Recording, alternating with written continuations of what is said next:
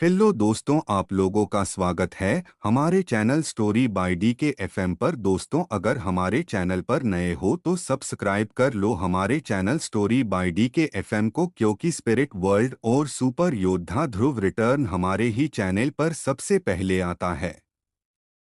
Part 04 की शुरुआत में हमें दिखाया जाता है कि ल्यूशियन कार्सन अंदर गया और अचानक लुसियन को बुलाया। कार्सन की आवाज शांति भरे हॉल में काफी तेज गूंजी। वह जानता था कि कार्सन ने उसे इतनी ऊंची आवाज में और जानबूझकर पुकारा था ताकि वह लुसियन क्रोनिया के रूप में अपनी स्थिति की घोषणा कर सके। हाँ भाई, लुसियन ने मुस्कुराते हुए जवाब दिया। तुम्हारे कपड़े झुर्रीदार हो गए हैं। जब कार्सन ने अपनी उंगली अपने कपड़ों की ओर उठाए और दूसरों से बात करना जारी रखा, तो लुसियन शर्मिंदगी से हंसने लगा। ओह, शुक्रिया। मुझे तो पता ही नहीं चला कि ग्रेट लाइट टेम्पल की भव्यता को देखते हुए मेरे कपड़े सिलवटों से भर गए थे। कार्सन और उन्होंने जो बातें की, वह सामान्य थी, लेकिन अन्य कुलीनों के लिए नहीं। कार्सन ने सबसे पहले लुसियन से बात की। उन्होंने इस अफवाह को खारिज कर दिया कि जो लोग लुसियन से बात करते हैं, वे शापित हो जाते हैं। उन्होंने शांतिपूर्वक लुसियन से बात की। कुलीन लोग, जिन्होंने सोचा था कि लुसियन की अफवाहें सच थीं, क्योंकि क्रोनिया द्वारा इसे रोका नहीं गया था, उनके चेहरे पीले और भयावह हो गए थे। वैसे भाई, लुसियन ने अपने कपड़े ठीक करते हुए कहा, ये कहना, मुझे नहीं पता क्यों, लेकिन यहाँ इतनी शांति है जबकि यह एक भोज है। क्या मंदिर में भोज में इतना सन्नाटा होना चाहिए? लुसियन के अनौपचारिक प्रश्न पर कुछ कुलीन लोग आश्चर्यचकित हो गए। क्या इसमें यह नहीं कहा गया कि अफवाहों से प्रभावित होना दुर्भाग्य है? हालांकि जो कुलीन लोग लुसियन को मार डालने पर अड़े हुए थे, उन्होंने अपना मुंह बंद कर लिया और उसकी नजरों से बचने लगे। मैं भी जानना चाहता हूं क्यों। कार्सन ने रईसों को काफी आक्रामक नजरों से देखा।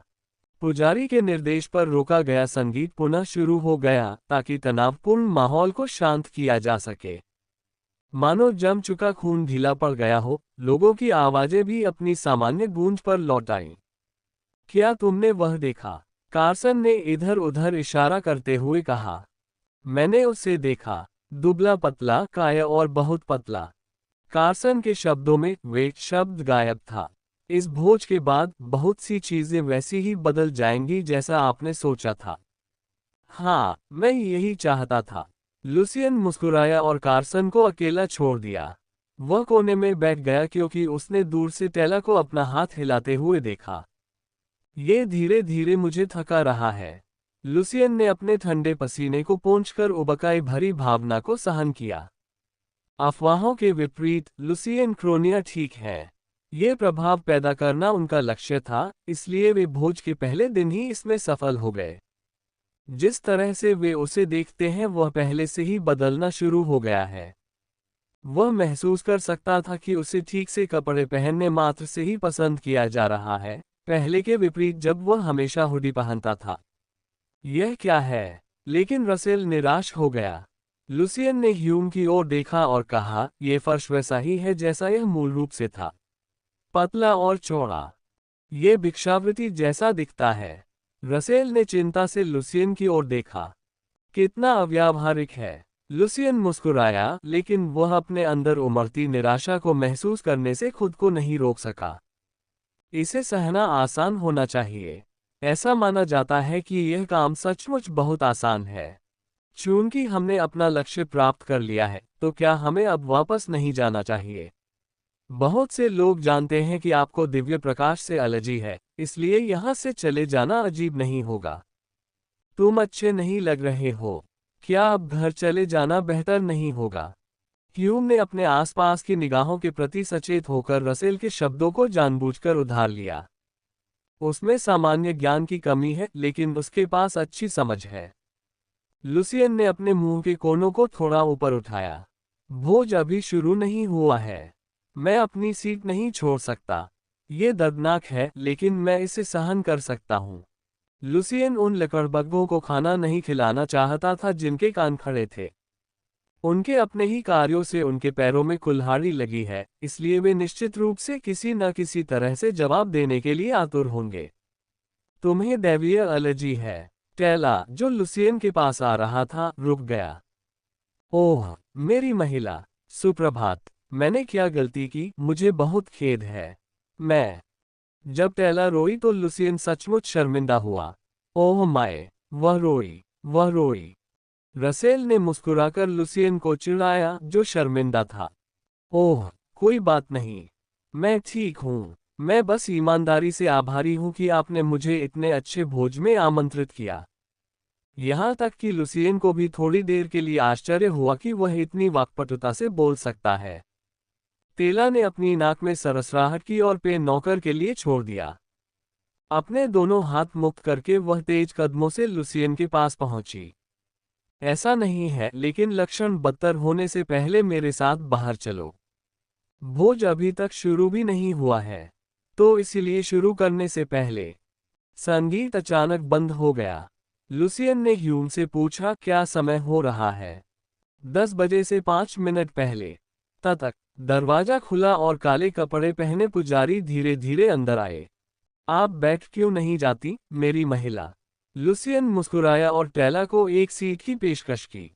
हमें पहले ही निकल जाना चाहिए था। वह झिझकी और असहाय होकर बैठ गई। पुजारियों ने प्रकाश को रोकने के लिए काले पर्दे लगा दिए, बत्तियां बुझा दी और दिव्य पशु के साथ पुजारी का स्वागत करने की तैयारी की। अभी 10 बजे हैं, ह्यूम ने उसे समय बताया। जैसे ही उसने अपनी बात समाप्त की, काली आस्तीन वाली शुद्ध सफेद पोशाक पहने एक पादरी अंदर आया। उसके पीछे भूरे वस्त्र पहने पुजारी पंक्ति में खड़े थे। लुसियन ने पुजारियों की उपस्थिति पर धीरे से कराह कर कहा, ऐसा लग रहा है जैसे मेरे पेट पर जोर से चोट लगी हो। क्या तुमने उस पादरी को काली आस्तीन वाले सफेद लबादे में देखा है? टेला ने झिझकते हुए फुसफुसाया, मैंने एक देखा है। यह एक ऐसा परिधान है जिसे केवल दिव्य पशुओं वाले पुजारी ही पहन सकते हैं। वास्तव में, ऐसा कहा जाता है कि 20 वर्षों में ये पहली बार है कि पवित्र राष्ट्र निवास के अलावा इस साम्राज्य में एक दिव्य जानवर के साथ एक पुजारी दिखाई दिया है। ये शीर्ष स्तर की जानकारी है। टेला ने अपनी आवाज और भी धीमी कर ली। शाही परिवार से भी लोग आ रहे हैं। लुसियन की आंखें बड़ी हो गईं। क्या कोई व्यक्ति शाही परिवार से आ रहा है? ईमानदारी से कहूं तो उपन्यास में शाही परिवार की कहानी उतनी सामने नहीं आई, लेकिन वह जानता था कि अगला युवराज कौन होगा। वाह, अगर हम एक दूसरे से टकरा गए तो क्या होगा? रसेल ने सबसे पहले किमची सूप पिया। किमची सूप का मतलब है कि कोई आपको चावल का केक देने के बारे में सोचता भी नहीं है, लेकिन आपने पहले ही किमची सूप पी लिया है। जब अंडे से चूजे नहीं निकले हैं, तब भी आप चूजों की गिनती कर रहे हैं। तुम्हें आश्चर्य हुआ, है ना?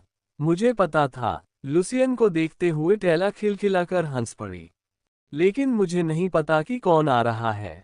फिर भी, जब आप बैंक में काम करते हैं तो आपको सभी छोटी छोटी जानकारियां सुनने को मिलती हैं। मुझे भी यह जानकारी वहीं से मिली। लुसियन बीच में से टेला की बातें नहीं सुन सका। पागल। जैसे ही भूरे वस्त्र पहने पुजारियों में से एक ने दिव्य पशु वाले पुजारी का अनुसरण किया, जो इस भोज का नायक था, एक लाल धागा प्रकट हुआ। पागल। जब उसने लाल धागे को अपनी ओर, पादरी की ओर तथा हॉल में उपस्थित सभी लोगों की ओर बढ़ते देखा तो उसके पूरे शरीर में रोंगटे खड़े हो गए। लुसियन की आंखें जोर से हिल गईं। क्या हो रहा है? लुसियन को सोचना पड़ा। यह एक ऐसी घटना थी जो एक महत्वपूर्ण मोड़ थी और हॉल में मौजूद हर किसी को प्रभावित कर सकती थी। सरल शब्दों में कहें तो वह केवल एक ही था। ये चिंताजनक है। युवा मास्टर। टेला ने लुसियन को पुकारा, जो अचानक चुप हो गया। जैसे ही लुसियन अपनी सीट से उठने वाला था, पीछे से हिंट की आवाज सुनाई दी।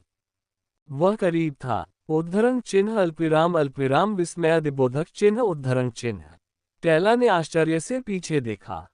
ब्लैकआउट पर्दे खींच दिए गए थे और रोशनी के लिए एकमात्र सहारा पुजारियों के हाथ में पकड़ी हुई मोमबत्तियां थीं, इसलिए हॉल में बहुत अंधेरा था। ओह, मुझे माफ कर दो। मैंने भोज के शुरू होने का समय गलत समझ लिया था, इसलिए मैं चुपके से अंदर आ गया। लुसियन।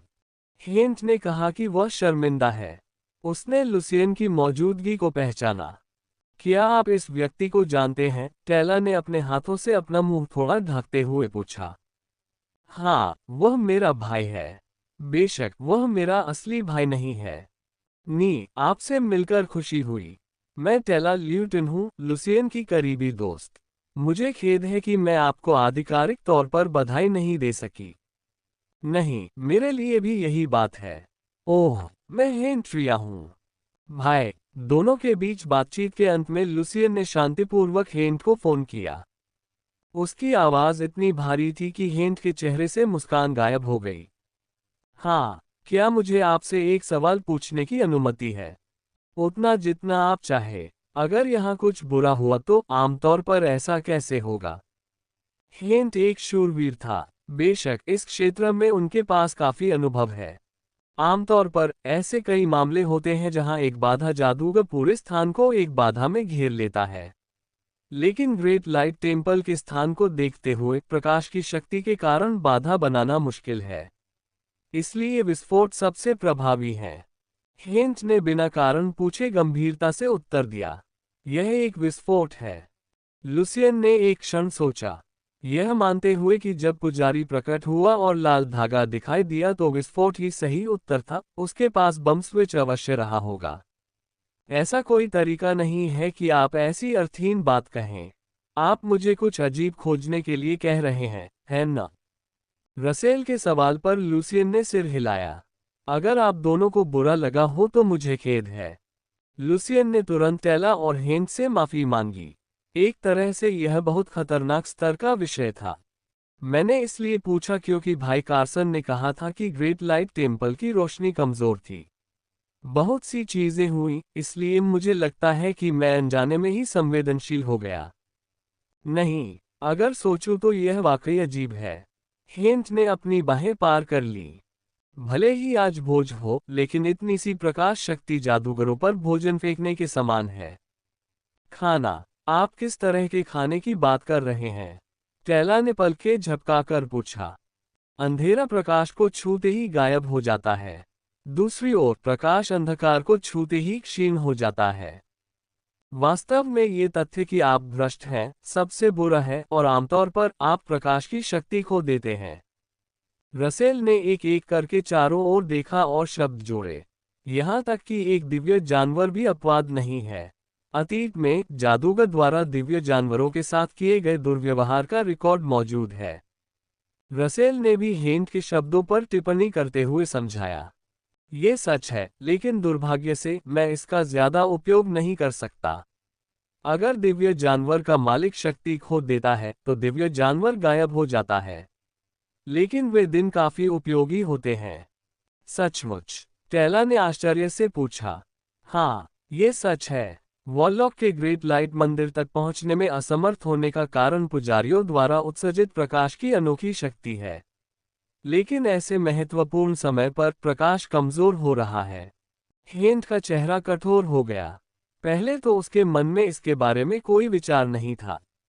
लुसियन ने सोचा कि यदि हेंट ने इस तथ्य को स्पष्ट रूप से नहीं बताया होता तो भी वह बिना किसी संदेह के आगे बढ़ गया होता।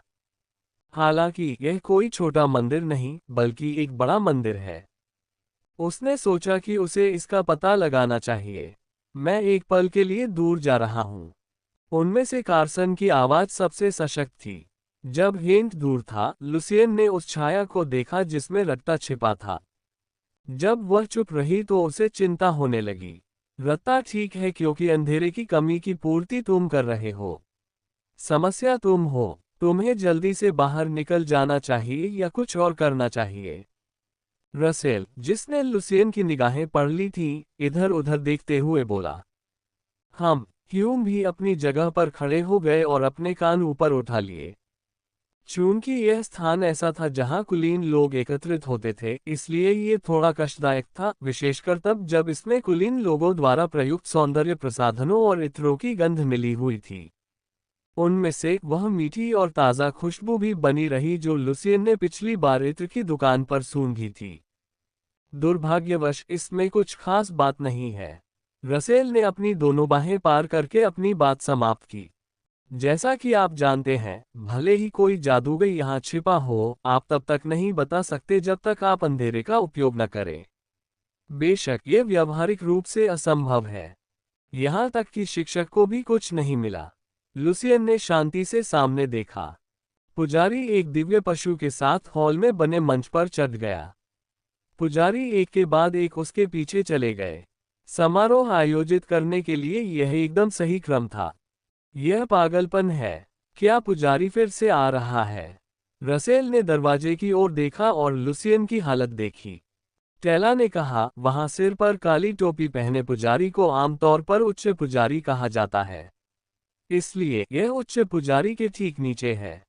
उसने अंदर आए अंतिम पुजारी की ओर इशारा किया। शुद्ध श्वेत वस्त्र पहने हुए वह अपने सिर पर काला मुकुट पहने हुए थी। उसे भी लाल धागे में बुना गया था। तब जो दरवाजा खुला था वह अंततः बंद हो गया। सोचो, चलो इस बारे में सोचते हैं। लुसियन ने अपना ठंडा पसीना पोंछते हुए तेजी से सांस छोड़ी। ये 20 वर्षों में टेस्ला साम्राज्य में प्रकट होने वाला पहला दिव्य जानवर था। अब से 2 वर्ष बाद मंदिर और पवित्र राष्ट्र का स्थान आज से भी अधिक ऊंचा होगा। ये स्पष्ट किया गया था। चूंकि उपन्यास का खलनायक एक जादूगर था, इसलिए मंदिर और पवित्र राष्ट्र का स्थान स्वाभाविक रूप से बढ़ जाता है। मुझे यकीन है कि इस मामले का उल्लेख उपन्यास में किया गया होगा। लुसियन ने शांतिपूर्वक उपन्यास की कहानी याद की। तुम अब भी वैसे ही हो। हेंट ने ग्रेट लाइट टेम्पल हॉल को ऐसे देखा जैसे वह उससे चूक गया हो। उस समय मैंने सुना था कि आधे टुकड़े भी होते हैं। 2 साल पहले एक महान प्रकाश मंदिर में एक बड़ा विस्फोट हुआ था। वह उस समय वहां नहीं थे, इसलिए उन्हें ठीक से पता नहीं था कि घटना क्या थी। फिल्म में एक दृश्य था जिसमें हेंट 2 साल बाद अपने गृहनगर लौटता है और अपनी लालसा व्यक्त करता है। लुसियन ने अपनी बंद आंखें खोली और अपने सूखे होठों को चाटा। क्या ये विस्फोट इसी भोज में हुआ था? ये निष्कर्ष निकाला गया कि यह काम जादूगर ने किया था, इसलिए जादूगर के खिलाफ अत्याचार और भी बढ़ गए। साथ ही मंदिर की शक्ति स्वाभाविक रूप से बढ़ गई थी। हेंट, जिन्हें यहाँ नहीं आना था, भोज में शामिल हुए। वह यहाँ आया जो पहले यहाँ नहीं आया था। लुसियन अपनी सीट से उठ खड़ा हुआ। मैं इसे बदल सकता हूँ। यदि वह जानता था कि कोई बड़ा आयोजन होने वाला है जो 2 हिस्सों में बंटने वाला है, तो वह ऐसा करने में क्यों हिचकिचाएगा? युवा मालिक, कुर्सी अचानक क्यों? टेला लुसियन के पीछे गया और ऊपर देखा। रुको, लुसियन, तुम क्या करने की कोशिश कर रहे हो? तुम इसे फेंकने वाले नहीं हो, है ना? रसेल ने चिंतित भाव से पूछा। लुसियन ने खिड़की की ओर कुर्सी फेंकी, मानो कह रहा हो कि रसेल की धारणा सही थी। खनक, बाहर से तेज हवा चल रही थी और खिड़की टूटने की आवाज आ रही थी। ये बढ़िया है। जब ठंडी हवा से पसीना बह जाता तभी लुसियन जीवित लगता।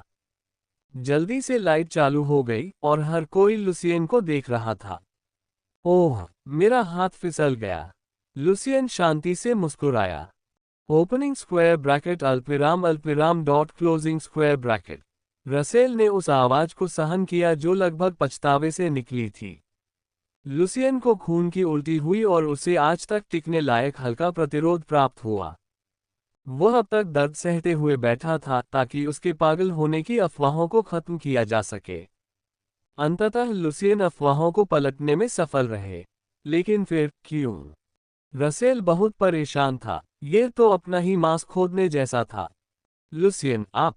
हालांकि रसेल अपनी बात रोक रहा था, लेकिन लुसियन अपना मुंह बंद नहीं रख सका। एक बार लुसियन ने अपने होंठ यहाँ हिला दिए तो उसके पागल होने की अफवाह से बचना मुश्किल हो जाएगा। नहीं, शायद बहुत देर हो चुकी है। लुसियन को फिर भी इसका अफसोस नहीं हुआ। वह ये जानते हुए भी कि इस तरह की स्थिति घटित होने वाली है, अपनी आंखें कैसे बंद कर सकता है। खनक, एक बार फिर खिड़की टूटने की आवाज सुनाई दी। ये कार्सन था। भाई, लुसियन सचमुच आश्चर्यचकित हुआ। वह इस बात को लेकर आश्वस्त नहीं था कि अन्य लोग भी ऐसा ही करेंगे, लेकिन सभी लोगों में से उसे कार्सन से ऐसी अपेक्षा नहीं थी। बिल्कुल नहीं। यहाँ तक कि टेला ने भी एक कुर्सी उठा ली। मुझे लगता है कि युवा मालिक के ऐसा करने के पीछे कोई कारण अवश्य होगा। ठीक है, 1 मिनट रुको। लुसियन ने उसे रोकने की कोशिश की, लेकिन कुर्सी पहले ही उसके हाथ से छूट चुकी थी। खनक, मैं एक करीबी दोस्त की तरह स्थिर नहीं रह सकता। बेशक मेरी माँ मुझे थोड़ा डांटेगी। टेला खिलखिलाकर हंस पड़ी, मानो उसे राहत मिली हो। ह्यूम ने भी एक कुर्सी पकड़ ली, लेकिन लुसियन की नजर पड़ते ही उसने कुर्सी छोड़ दी। तुम क्या कर रहे हो? महापुरोहित चिल्लाया। एक ही क्षण में 3 खिड़कियां टूट गईं। भोज का आयोजन यथावत नहीं हो सका, लुसियन कार्सन ने कहा। उसका भाई लुसियन कोई विचारहीन मूर्ख नहीं था। खिड़की तोड़ने का कोई कारण अवश्य होगा। कार्सन गेरनो के स्थान पर लुसियन के लिए भोज में आए, जो यह नहीं जानते थे कि उन्हें कहाँ जाना है। बस इस पल के लिए मैं हर चीज की जिम्मेदारी लूंगा। धन्यवाद भाई जी। लुसियन इतनी चमक से मुस्कुराया कि वे उसे खिड़की तोड़ने वाला अपराधी नहीं मान सके। उन्होंने जल्द ही कई रईसों से बात की। मैं पुजारियों और सभी रईसों से झगड़ा करने के लिए माफी मांगना चाहता हूँ। लुसियन ने एक कुलीन अभिजात की तरह अपना सिर शालीनता से झुकाया। हम क्रोनिया के नाम से टूटे हुए कांच और उससे हुई क्षति की भरपाई करेंगे। लुसियन ने अपना सिर उठाकर उच्च पुजारिन की ओर देखा। उसकी निगाहें काफी भयंकर थीं। लेकिन क्या मंदिर के पक्ष को भी मेरी तरह जिम्मेदारी नहीं लेनी चाहिए? क्या आपने अभी जिम्मेदारी कहा? लुसियन के बेतुके सवाल पर उच्च पुजारिन व्यर्थ में हंस पड़ी। मुझे यकीन है कि मंदिर को पता है कि पश्चिमी द्वार पर क्या हुआ था। लुसियन की टिप्पणी से कुलीन वर्ग में हलचल मच गई। जो लोग जल्दी में हैं, उन्होंने पहले ही खबर सुन ली है, और जो नहीं जानते, उन्होंने कभी नहीं सुना। पश्चिमी द्वार पर एक जादूगर प्रकट हुआ। जब तक वह स्थान जो कुछ बन गया वह मंदिर था, तब तक जादूगर से अधिक निश्चित अस्तित्व किसी का नहीं था। तभी रसेल को राहत मिली। जब रसेल को पता चला कि लुसियन ने अपनी कुर्सी क्यों फेंक दी, तो उसे बहुत गर्व हुआ। ये चतुर आदमी, रसेल लुसियन की ओर मुस्कुराया। अब तक ऐसा कोई कार्य नहीं हुआ था जिसने लोगों का ध्यान लुसियन के अप्रत्याशित कार्य जितना आकर्षित किया हो। विशेष रूप से ये केवल लुसियन के लिए ही संभव था, जिसके बारे में अभी भी पागल होने की अफवाहें फैली हुई थीं। अगली बार कुछ करने से पहले मुझे संकेत दे देना। मुझे वाकई आश्चर्य हुआ। लुसियन एक क्षण के लिए मुस्कुराया। भले ही रसेल को इससे आश्चर्य हुआ हो, फिर भी उनके कार्य सफल रहे। ये कल ही घटित हुआ। जब बड़बड़ाहट बंद हुई तो लुसियन मुद्दे पर आ गया। कल पश्चिमी द्वार से एक जादूगर प्रकट हुआ। जब तक ये बात सबके कानों तक पहुंची, लुसियन ने सच्चाई को गंभीरता से बता दिया। लेकिन आपने प्रकाश की शक्ति को सामान्य से अधिक कमजोर क्यों कर दिया? वहां भी कुछ कुलीन लोग थे जो ये सोचकर अपनी सीटों से उछल पड़े कि हमला ठीक से हुआ या नहीं। यह अपमानजनक है। अब इसका क्या मतलब है? सरदारों का विरोध शुरू हो गया। लुसियन यहीं नहीं रुके। उसने अपना ठंडा पसीना पोंछा और अपना मुंह खोला। आज 20 साल में पहली बार एक दिव्य जानवर का जन्म हुआ है। आप मंदिर की अपर्याप्त तैयारी को कैसे समझाएंगे, ऐसी स्थिति में जब जादूगर दिव्य जानवर को निशाना बना रहे हों? कुलीनों ने लुसियन के शब्दों पर प्रतिक्रिया व्यक्त की और उच्च पुजारिन के पास पहुंचे। मैं चाहता हूं कि सभी लोग शांत हो जाएं। उच्च पुजारिन ने प्रदर्शनकारी कुलीनों को शांत करने का प्रयास किया। यह महान प्रकाश मंदिर एक ऐसा स्थान है जो टेस्ला साम्राज्य के सभी मंदिरों का उदाहरण स्थापित करता है और हमेशा अंधकार का अनुसरण करने वाले प्राणियों के लिए तैयार रहता है। उसकी आवाज ऊंची और दृढ़ विश्वास से भरी थी जब उसने लुसियन को घूर कर देखा। मेरे प्रभु, कृपया सभी को खोखली बातों से भ्रमित न करें। अब महान प्रकाश मंदिर सामान्य से अधिक प्रकाश रख रहा है, ताकि अंधकार का अनुसरण करने वाले प्राणियों पर नजर रखी जा सके। मैंने देखा, महायाजक। उस समय कार्सन ने अपनी बात रखी। इमारत के अंदर और बाहर की रोशनी अलग अलग काम करती है।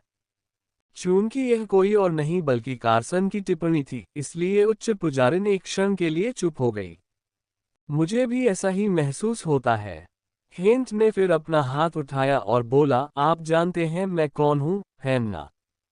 प्रकाश की शक्ति होने के बावजूद हेंट, जिसने पुरोहितों का मार्ग त्याग दिया और तलवार चलाना सीखा, काफी प्रसिद्ध था।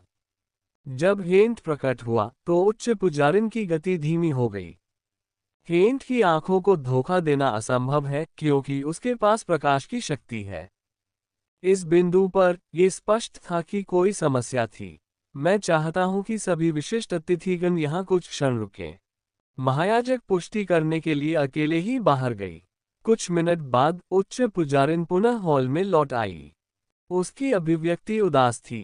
पहली नजर में कोई भी इस बात से सहमत हो सकता है कि उसके हाव भाव में कुछ गड़बड़ है। वह लुसियन के पास गई और अपना सिर झुका लिया। युवा स्वामी क्रोनिया, कृपया मेरी मूर्खता के लिए मुझे क्षमा करें। उसकी कोमल क्षमायाचना पूरी ईमानदारी से भरी हुई थी। क्या महायाजक को इसके बारे में पता नहीं था? लुसियन ने धीरे से उच्च पुजारिन की ओर देखा। तारांकन तारांकन तारांकन। इसके अलावा महान प्रकाश मंदिर को युवा स्वामी क्रोनिया से गहरा अनुग्रह प्राप्त हुआ। महापुरोहितिनी ने पुनः अपना सिर झुकाया। जैसा कि उन्होंने कहा, अंदर और बाहर लागू प्रकाश की शक्ति अलग अलग थी। उद्धरण ... मुझे इसकी जांच अवश्य करनी होगी। यदि उन्होंने उसे इसके बारे में नहीं बताया होता तो ऐसे पवित्र दिन पर जादूगरों द्वारा उन पर हमला कर दिया गया होता। सबसे बुरी स्थिति में ऐसी स्थिति हो सकती है जिसमें दिव्य पशु को छीन लिया जाएगा। महापुरोहितिनी ने अपना सिर उठाया और कुलीनों की ओर देखा। उन्होंने कहा, मैं सम्मानित अतिथियों को बहुत दुखद समाचार देना चाहती हूँ। कुछ समय पहले हुई एक घटना के कारण मैं भोज की शुरुआत 2 घंटे के लिए स्थगित कर दूंगी। यदि कोई दुर्भाग्यपूर्ण घटना घटित भी हुई तो भी महान प्रकाश मंदिर पक्ष का भोज की तिथि बदलने का कोई इरादा नहीं था। मुझे खेद है। महापुरोहितिनी ने कुलीनों की ओर अपना सिर झुकाया। तो फिर मैं 2 घंटे में आपसे मिलूंगा। उच्च पुजारिन ने हल्की सी क्षमा याचना की और दिव्य पशु वाले पुजारी के साथ हॉल से बाहर चली गई। तारांकन तारांकन तारांकन। कुलीन लोगों ने अपना असंतोष व्यक्त किया। विरोध के स्वर भी उठे, लेकिन पुजारी पहले ही चले गए थे, इसलिए वे और कुछ नहीं कर सकते थे। अभी तक नहीं। लुसियन ने एक लाल धागा देखा जो अभी तक टूटा नहीं था। इसका मतलब ये था कि भले ही स्थिति बदल जाए, फिर भी भाग्य को बदलने के लिए कुछ कमी रह जाती है।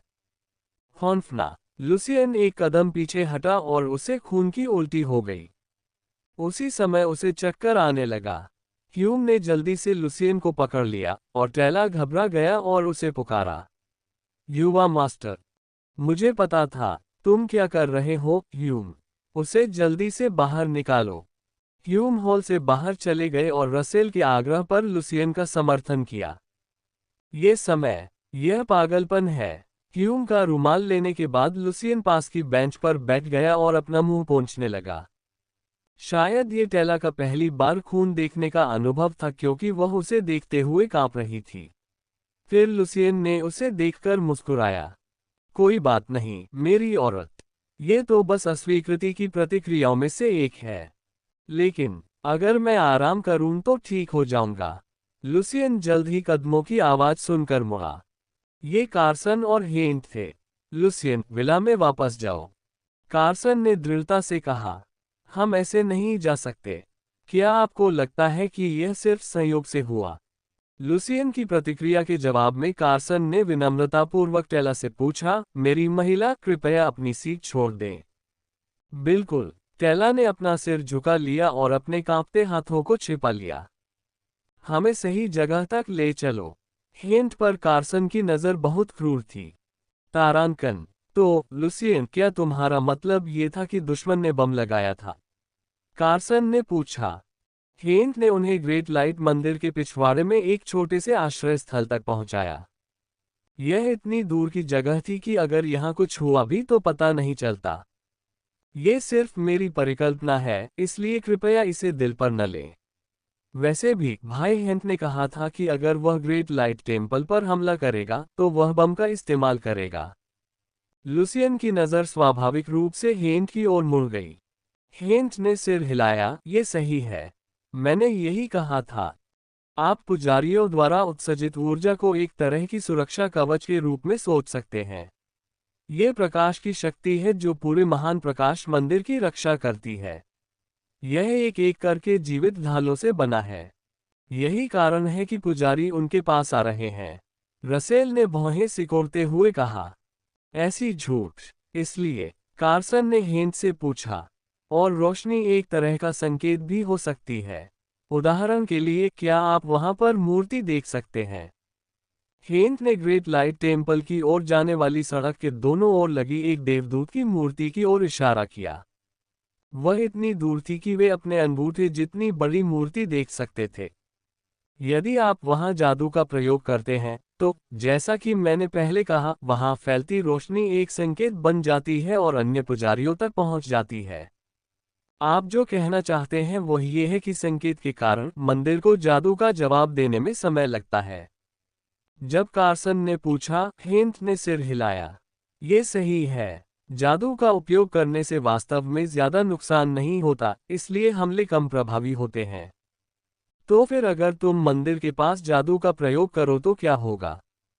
लुसियन, जो ध्यान से सुन रहा था, ने अचानक पूछे गए प्रश्न का उत्तर दिया।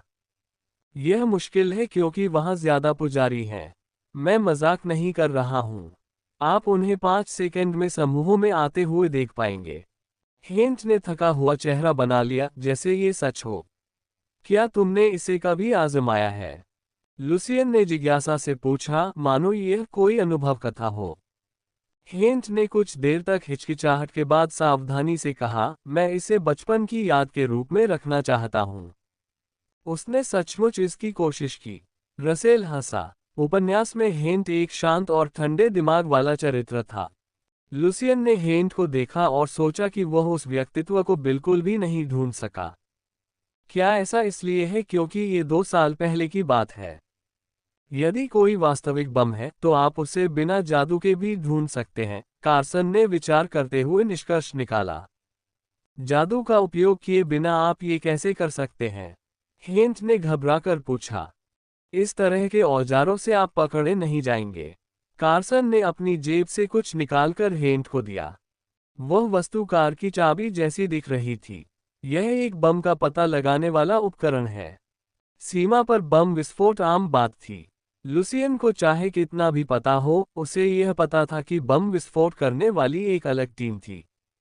क्या ये मेटल डिटेक्टर जैसा है? लुसियन ने हेंट के हाथ में पकड़ी वस्तु को ध्यान से देखा। लुसियन, तुम यहाँ शांत रहो। हम उसे ढूंढेंगे। कार्सन अपनी सीट से उठ खड़ा हुआ। हाँ, मैं चुप रहूंगा। जब लुसियन ने बिना किसी विरोध के, बिना किसी हिचकिचाहट के उत्तर दिया तो कार्सन की भौहें तन गईं। जल्दी आओ और वापस आओ। बल्कि लुसियन ने कार्सन से आग्रह किया। कार्सन को किसी कारण से चिंता होने लगी। ऐसा लग रहा था जैसे कोई दुर्घटना हो जाएगी। क्या हुआ, लुसियन? तुम और क्या करने जा रहे हो? यही बात रसेल के लिए भी सत्य थी, उसने भी ऐसा ही महसूस किया। अपने छोटे भाई पर भरोसा रखो। वह दोबारा मुसीबत नहीं खड़ी करेगा, हेंट ने कहा। हेंट कार्सन के पास गया, जो वहीं अटका हुआ था। कार्सन ने अनिच्छा से अपनी पीठ मोड़ ली और आश्रय स्थल से बाहर निकल गया। जब वे चले गए और काफी दूर निकल गए, तो लुसियन ने रत्ता को अपनी छाया से बाहर निकाल लिया। रत्ता असहाय होकर झुक गया था। क्यों? हाँ, युवा स्वामी। क्या आप विला से कोई मांस लाए हैं? मेरे पास है। ह्यूम एक आधिकारिक बटलर भी थे, इसलिए उन्हें एक जादुई थैला दिया गया था। सुबकी सुबकी। रत्ता ने अपनी नाक सिकोड़ ली, उसकी आंखें चमक रही थी जब वह अपने कटोरे में मांस को देख रही थी। यह मांस है, अध्यापक। लुसियन मुस्कुराया जब उसने देखा कि रत्ता उत्साह से मांस खा रहा है।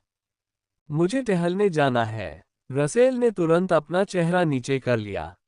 आप भूले नहीं कि आपको पहले खून की उल्टी हुई थी, है ना? रसेल की आवाज थोड़ी तीखी हो गई। यहाँ बैठने का क्या मतलब है? मुझे अभी भी उल्टी आ रही है। हम विला में वापस जा सकते हैं। मैं यहाँ फिर कब आ पाऊंगा? आप क्यों नहीं आ सकते?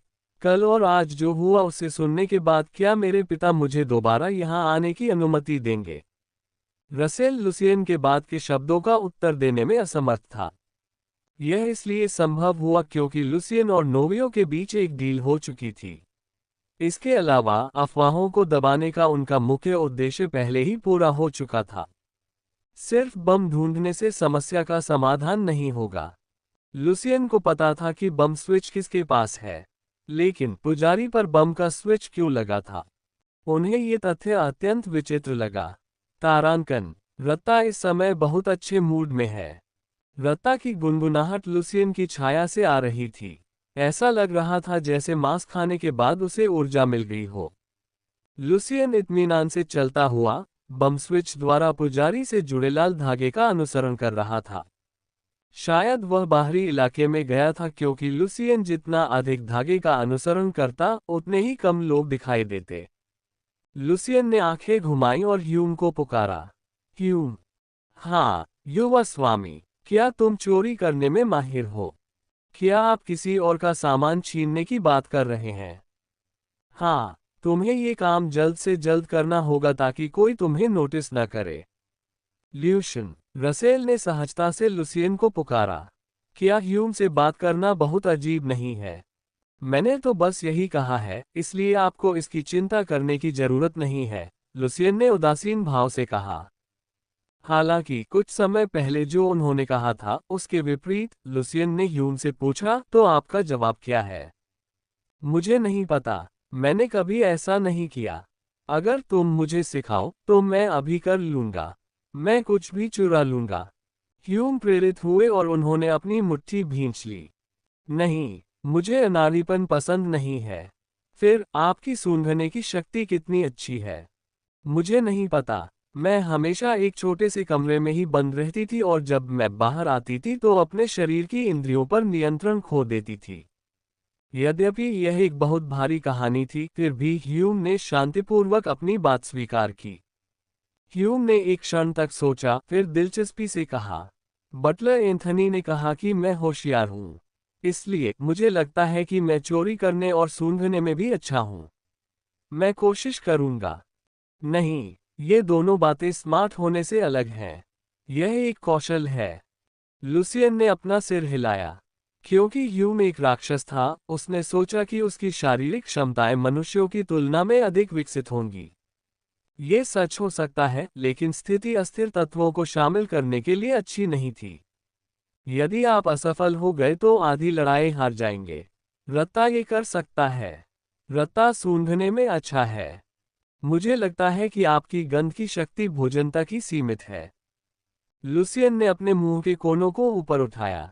नहीं, रत्ता उनके बीच अंतर बता सकता है। संकल्प। रसेल की पुकार पर लुसियन ने हल्की सी उसकी ओर देखा। क्या आप भी बम ढूंढने की कोशिश कर रहे हैं? खैर, ये समान है। आप क्या करना चाहते हैं? मैं बम स्विच ढूंढना चाहता हूँ। लुसियन ने सच उगल दिया क्योंकि वह रसेल की आंखों को धोखा नहीं दे सकता था। दरअसल वह अपराधी को पहले से ही जानता था। हालांकि वह स्विच तक पहुंचने और उसे हटाने का कोई उपयुक्त तरीका नहीं खोज पाया, जिससे ऐसा न लगे कि वह कुछ जानता है। क्या एक रास्ता है? वहां है। रसेल ने ऐसे उत्तर दिया जैसे वह असहज हो। क्या सचमुच आपके पास एक है? अप्रत्याशित उत्तर सुनकर लुसियन ने आश्चर्य भरी निगाहों से रसेल की ओर देखा। आप एक जादूगर हैं, लेकिन यहाँ, और मैं दुर्भाग्य का एक प्रतिभाशाली जादूगर हूँ। रसेल ने अपनी ओर इशारा किया और अपने मुंह के कोनों को ऊपर उठाया। मुझे पता है कि स्थान अच्छा नहीं है। रसेल ने अपने पैरों से जमीन पर थपथपाया। यह महान प्रकाश मंदिर था, जिसे टेस्ला साम्राज्य के सभी मंदिरों का प्रतिनिधि कहा जा सकता है। लेकिन जैसा कि आपने कहा, वहां एक बम था और आप उसे रोक भी सकते थे, लेकिन आप नहीं रोक सके। मैं इसे रोकना नहीं चाहता, लुसियन ने दृढ़ता से कहा। यह न्याय की भावना के समान नहीं था। वह सिर्फ अपनी अंतरात्मा को त्यागना नहीं चाहता था और यह उसके भाग्य को भी तोड़ना था। हाँ, मुझे पता है कि मेरा छात्र ऐसा ही निकलेगा। मैं एक शिक्षक के रूप में कैसे स्थिर रह सकता हूँ? रसेल लुसियन की गंभीर गहरी निगाहों को देखकर मुस्कुराया। शिक्षक वह प्राणी था जो छात्र को पीछे धकेलता था। यदि छात्र भागना चाहता है तो शिक्षक को उसे धक्का देना होगा। यह एक तरह का जादू है जिसका इस्तेमाल आप अभी नहीं कर सकते। एक तरह से यह खतरनाक है। इसलिए इस बार मैं आपकी मदद करूंगा। लुसियन को रसेल के शब्दों का मतलब समझ आ गया। वह अपने अंधेरे का इस्तेमाल करेगा। मेरे स्थान पर अपने काले जादू का इस्तेमाल करना एक पागलपन भरा विचार था, लेकिन इससे कोई फर्क नहीं पड़ा। लुसियन ने बिना किसी हिचकिचाहट के कहा, मैं इसकी इजाजत दूंगा। जैसे ही अनुमति मिली, लुसियन को अंधकार बढ़ता हुआ महसूस हुआ। ये वास्तव में पतला था। पलक झपकते ही जमीन पर एक हल्का सा अंधेरा छा गया। यह इतना हल्का था कि अगर उसका अपना शरीर न होता तो उसे पता भी नहीं चलता। लुसियन आश्चर्यचकित हुआ और चारों ओर देखने लगा। हालांकि जैसा कि हेंक ने कहा, वह पादरी को भागते हुए नहीं देख सका। ये कैसे हुआ? लुसियन ने अपनी आवाज धीमी करके तत्काल पूछा। इसमें आश्चर्य की कोई बात नहीं है। अंधकार सभी मानवीय शक्तियों में सबसे शांत है। लुसियन की आंखें चौड़ी हो गईं। अब रसेल उसे बता रहा था कि अंधकार की शक्ति उसके विचार से कहीं अधिक है। मैंने तुमसे कहा था, गति एक जादूगर का जीवन है। उसके पैरों के नीचे कुछ घटित हो रहा था, लेकिन आसपास का वातावरण अभी भी शांत था। अगर आप अंधेरे को इस गति से आगे बढ़ाएंगे, तो ज्यादातर लोगों को इसका पता भी नहीं चलेगा। इसके बजाय हमें अंधेरे को वैसे ही थामे रखना चाहिए जैसा हम अभी रखते हैं। वूश! लुसियन अपने पैरों के नीचे आ रही इस अनुभूति से कांप उठा।